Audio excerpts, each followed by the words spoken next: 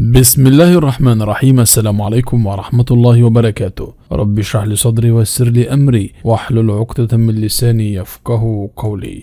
9 لاعبين خارج قائمة الأهلي أمام غزل المحلة. استبعد الجهاز الفني بالنادي الأهلي 9 لاعبين من قائمة الفريق لمواجهة غزل المحلة المقرر لها 7:30 مساء غدا الجمعة على استاد الأهلي بمدينة السلام في إطار منافسات الجولة الثانية من مباريات الدوري الممتاز. وأشادت القائمة استبعاد كل من حسين الشحات لإجراء جراحة في قدمه، والثنائي مروان محسن وجونر أجاي وناصر مير للإصابة، وليد سليمان وسعد سمير وطاهر محمد طاهر ومحمد شكري والعربي بدر لأسباب فنية. وجاءت قائمة الأهلي كالتالي: في حراسة المرمى محمد الشناوي على لطفي مصطفى شوبير، في خط الدفاع محمد رمضان بيكهام محمود وحيد رامي ربيعة وياسر إبراهيم وأيمن أشرف بدر بنون وعلي معلول ومحمد هاني، في خط الوسط الدفاعي حمدي فتحي وإليو ديانج عمرو السولية وأكرم توفيق، في خط الوسط الهجومي محمود كهربا محمد مجدي قفشة جيرالدو داكوستا، وفي الهجوم صلاح محسن وأحمد ياسر ريان ومحمد شريف. الأهلي يواجه غزل المحلة غدا الجمعة في إطار منافسات الجولة الثانية من بطولة الدوري الممتاز. وعن أسباب استبعاد طاهر محمد طاهر من قائمة الأهلي أمام غزل المحلة، أكد مصدر أن سبب استبعاد طاهر محمد طاهر جاء على خلفية ارتفاع درجة حرارته بسبب التطعيم الذي حصل عليه أمس ضد الملاريا، استعدادا للسفر مع الفريق إلى النيجر لمواجهة نادي سونديب بطل النيجر في ذهاب دور ال 32 من دوري أبطال أفريقيا. وكان طاهر محمد طاهر قد شارك في مباراة المقصة بالجولة الأولى ومصاب في رأسه تسببت في تراجع مستواه خلال سير المباراة الماضية. تفاصيل مران الأهلي بدون موسيماني: كيفن يجتمع باللاعبين وتدريبات خاصة للحراس. عقد سيد عبد الحفيظ مدير الكرة بالنادي الأهلي جلسة مع الجهاز الإداري للفريق الأول بالنادي الأهلي على هامش مران الفريق الذي قيم مساء اليوم على ملعب التتش استعدادا لمواجهة غزل المحلة المقرر لها غدا في 7:30. ويواصل مدير الكرة جلساته التحضيرية مع الجهاز الإداري لترتيب رحلة الفريق إلى النيجر. تدريبات منفردة للثلاثي الأهلي محمد الشناوي على لطفي مصطفى شوبير ثلاثي حراسة المرمى بالنادي الأهلي خاضوا تدريبات منفردة تحت إشراف ينكون ميشيل مدرب حراس المرمى. وعقد كيفن جونسون المدرب العام للفريق الأول بالنادي محاضرة بالفيديو مع اللاعبين قبل انطلاق المران الذي أقيم عصر اليوم على ملعب التتش. ويغيب عن مران الفريق بيتسو موسيماني المدير الفني الذي يخضع للعلاج بعد تعرضه للإصابة بفيروس كورونا. تطورات جديدة في مفاوضات الأهلي مع صن داونز لضم سيرينو. أعاد مسؤول النادي الأهلي مفاوضاته مبكرا مع صن داونز الجنوب أفريقي لضم الأورجياني جاستون سيرينو خلال فترة الانتقالات الشتوية المقبلة لتدعيم هجوم المارد الأحمر قبل كأس العالم للأندية. ويرغب مسؤول الأهلي في إنهاء المفاوضات لمنع مشاركة سيرينو مع صن داونز في الدور التمهيدي لدوري أبطال أفريقيا، حيث أنه في حالة حدوث ذلك فلن يكون مسموحا له المشاركة مع الأهلي في البطولة الأفريقية، ومن ثم سيتم التراجع عن فكرة ضمه من الأساس.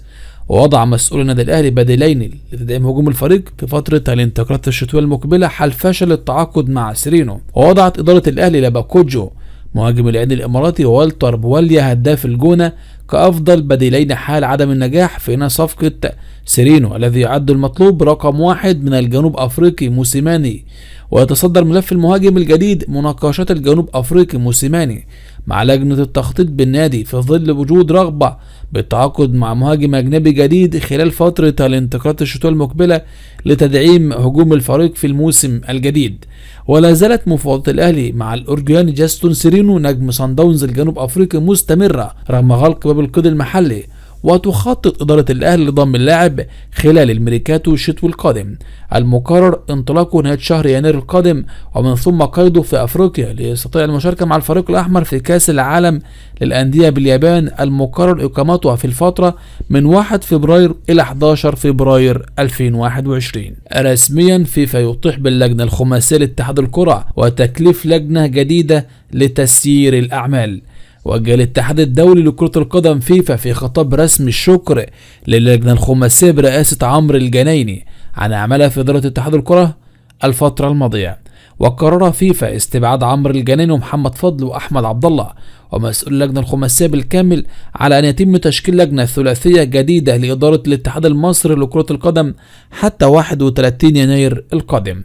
وكان الفيفا قد قرر في نوفمبر الماضي مد عمل اللجنة الخماسية لمدة 60 يوم وتقليص عددها ل3 أفراد كلجنة انتخابية لإنهاء عملية الانتخابات قبل 31 يناير القادم. وليد العطار رئيسا لاتحاد الكرة.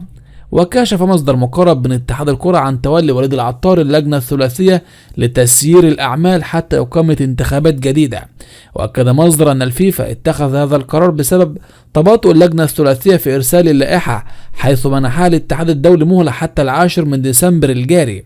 وأدار اللجنة الخماسية بداية من الموسم الماضي لجنة خماسية قبل أن يتم استبعاد محمد فضل وأحمد عبد الله لتصبح اللجنة مكونة من عمرو الجنايني كرئيس وجمال محمد علي كنائب وسحر عبد الحق كعضو في اللجنة. جونيور أجاي يفاجئ الأهلي بقرار غير متوقع. يرفض النيجيري جونيور أجاي جناح الفريق الأول بالنادي الأهلي إجراء عملية جراحية في الوتر الوحشي والذي أصيب به خلال نهائي دوري أبطال أفريقيا أمام الزمالك.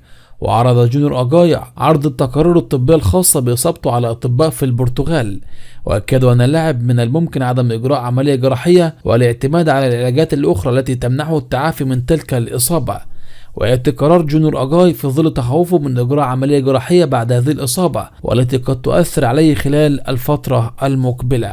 الزمالك وبيراميدز تعادل إيجابي. سيطرة التعادل الإيجابي على مباراة الزمالك أو بيراميدز والزمالك بهدف لكل فريق ضمن الجولة الثانية من بطولة الدوري المصري والتي أقيمت على ملعب الدفاع الجوي. تقدم لبيراميدز أحمد الشيخ في الدقيقة 67 بعد كرة عرضية رائعة من عبد الله السعيد، قبل أن يتعادل مصطفى محمد في الدقيقة 74 بعد عرضية متقنة من أنجم لتسكن شباك شريف إكرامي. ورفع الزمالك رصيده 4 نقاط في المركز الثالث بعد فوزه في الجولة الأولى على حساب المقاولين العرب بهدفين، فيما حصد بيراميدز أول نقطة هذا الموسم بعد خسارته في الجولة الأولى أمام الاتحاد بهدفين لهدف ليبقى في المركز ال12. وفقد الزمالك فرصة معادلة سيراميكا كليوباترا وأسوان في الصدارة، فيما لم ينجح بيراميدز في تحقيق الفوز الأول له هذا الموسم حتى الآن. في غياب صلاح كلوب الأفضل وثلاثي ليفربول في التشكيل المثالي لجوائز ذا بيست. أقيم حفل توزيع جوائز ذا بيست اليوم الخميس من أجل الإعلان عن الأفضل حول العالم خلال العام الحالي 2020، وحيث أقام الاتحاد الدولي لكرة القدم فيفا في مدينة زيورخ السويسرية. واستطاع يورجن كلوب المدير الفني لليفربول أن يتفوق على هانز فليك المدير الفني لبايرن ميونخ والذي حاصل على كافة البطولات في الموسم الماضي، إضافة إلى مارسيلو بايلسا المدير الفني لليدز يونايتد. وأنا بعتبر إن في ظلم لهانز فليك المدير الفني لبايرن ميونخ الألماني.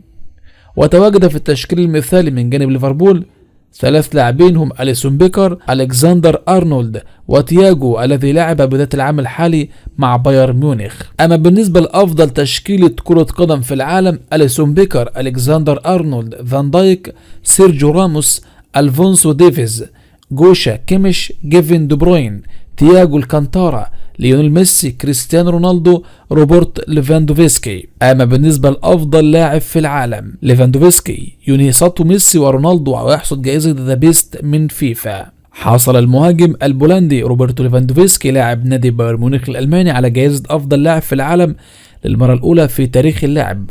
وتفوق ليفاندوفسكي في جائزة أفضل لاعب في العالم المقدمة من فيفا على الثنائي الأرجنتيني ليو ميسي برشلونة والبرتغالي كريستيانو رونالدو يوفنتوس الإيطالي. ماذا قدم روبرتو ليفاندوفسكي ليحصل على جائزة ذا بيست من فيفا في الفترة ما بين 20 يوليو 2019 و7 أكتوبر 2020 التي اعتمد فيها اختيار أفضل لاعب؟ نجح المهاجم البولندي في المساهمة بقيادة بايرن ميونخ لتحقيق ألقاب الدوري الألماني بوندسليجا، كأس ألمانيا، السوبر الألماني، دوري أبطال أوروبا والسوبر الأوروبي. كما أن اللاعب دخل التاريخ حينما أصبح ثاني لاعب على الإطلاق يتوج بالثلاثية مع فريقه وهو هداف تلك البطولات، حيث تربع على عرش هداف الدوري الألماني ودوري أبطال أوروبا وكأس ألمانيا. متابعينا الكرام، ده كان ملخص سريع جدا لآخر الأخبار. ما تنساش تعمل لايك للفيديو، اشترك في القناة وفعل جرس الإشعارات.